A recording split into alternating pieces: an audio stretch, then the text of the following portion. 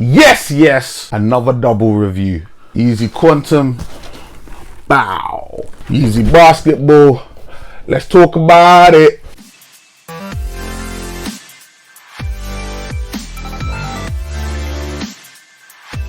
Yes, my people, Big Prozech back again with another review. Welcome, thank you so much for joining me. Happy New Year, my people. And you know what we do here, we talk all things sneakers, kicks and crepes.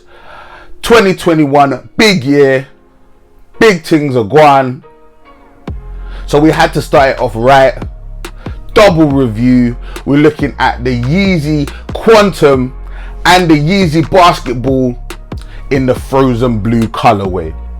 We're going to look at the fit, we're going to look at the price, we're going to look at the feel, we're going to look at the on feet, we're going to unbox, we're going to do all that great stuff. If you like the sound of that, like the video, subscribe, and most importantly share. Let's help your boy out. And without any further ado, let's get into this video. Now, this particular colorway was released in December 2020. I managed to pick up direct from Adidas. A shout out Adidas. Qntm for £220, and I managed to pick up the Bsktbl for £219.95. Why there's a 5p difference, I literally have no idea. Let me know if you know in the comments below, but both currently are sitting below retail on StockX. Okay, so let's get into unboxing these shoes. So we look at the Qntm first. Let's get these out. You can see them there. Boom. Okay guys, you can see there in all its glory. What are we thinking? What are we saying? The Qntm silhouette, I can kind of see where it sits in the Yeezy models. It's got that kind of bulky, sort of futuristic look to it, but definitely not as popular as other models in the line. Upper is pretty much prime knit. There is reinforced areas here in the back at the heel. Tongue is sort of a more stretchy boot-like material, sort of like a neoprene. It looks like a one loop lacing system, but it's actually just regular laces. Little bit of a hit of suede here at the front. This is I think it's RPU underlaid with prime knit, so breathable, and obviously easy to get on. This back bit here is actually complete 3M, so this heel counter is complete 3M, so it does shine when the lights are on, so just bear that in mind. It's a nice little piece, interesting because of how bulky and how crazy it looks, but it does shine, so it's interesting. If you're a 3M fiend, you're gonna get a whole bag load of 3M in the back of this shoe. On the underside, we're looking at sort of off-white kind of gummy sole, exposed boost just here, TPU sidewalls there in the midsole. It's a full boost midsole, so very comfortable underfoot. So this is the one that essentially is not necessarily made for playing basketball. We'll look at the Bsktbl model now and see the main differences. This is the Bsktbl model, and to be fair, looking at it in hand, there is very little difference.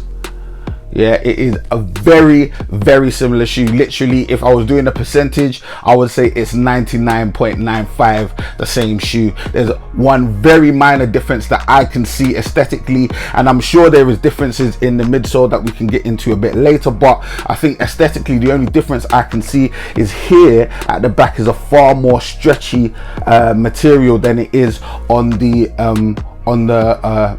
Qntm model, which is a far more rigid material. This kind of material that you have here is all the way along on the Qntm model, whereas on this model it is a lot more stretchier. I hope you can see that, and imagine that's so it's easy to get on and get off. Personally, don't understand the reason why there had to be a distinction for something as minor as this. The rest of the shoe is basically exactly the same. So now that we've looked at the materials and now that we've done the unboxing, let's see how these bad boys look on feet.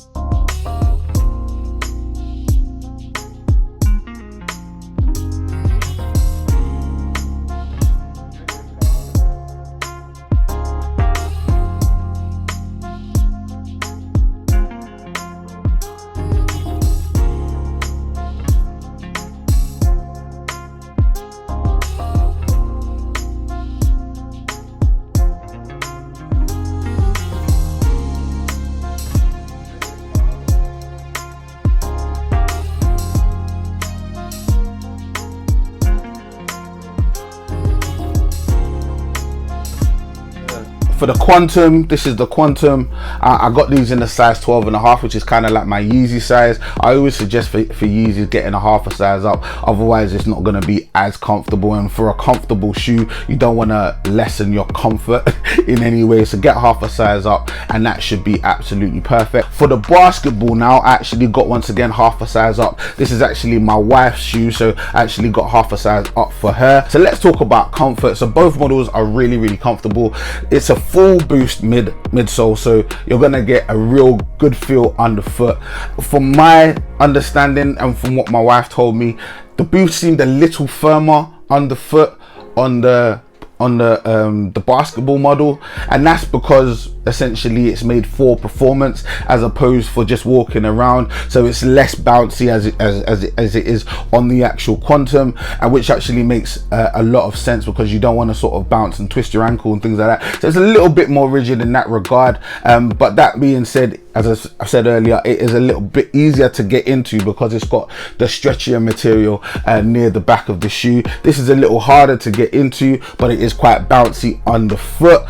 So yeah, you're gonna have a great feel underfoot. You're gonna have a great experience walking around in the shoe because it is a full boost midsole, and we all know boost is the truth. And when it comes to a comfort feel and comfort technology in general, I personally think that boost is the best on the market. Each model is essentially identical.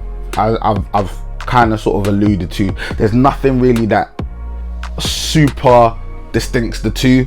They look, to the naked eye, absolutely identical.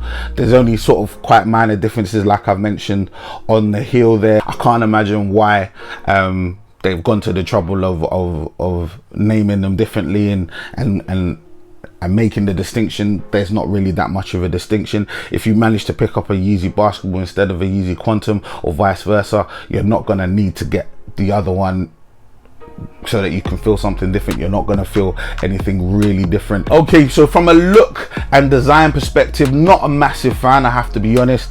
Each shoe in the line looks exactly the same except for that hit of color on the inside and outside of the upper. I'm not really a big massive fan of that. I think they might need to be a little bit more creative in how they use color in future models. And another thing to mention, obviously, this is glow in the dark. I think sometimes they just put glow in the dark stuff on shoes just to boost the price up. It's not necessary. This particular colorway reminds me very much of the Azaref and the 700 V3s. Didn't like that colorway as well. So it's just one of those things. Do you really want sort of a bright blue shoe? I don't know. So overall, I think the silhouette works. Yeah, I think the Barium was probably a better example, a shoe that I could definitely wear, but I think for this particular colorway, I think the colors itself have let the shoe down. And now I've told you what I think, let me know your thoughts in the comments below. If you've liked the video, like the video, comment, subscribe, and most importantly, share. Socials are Prozech on Instagram and Twitter. Thank you so much for your time. Thank you so much for spending a little bit of time with me. And until next time, I see you down the road. Big Prozech signing out. Stay blessed.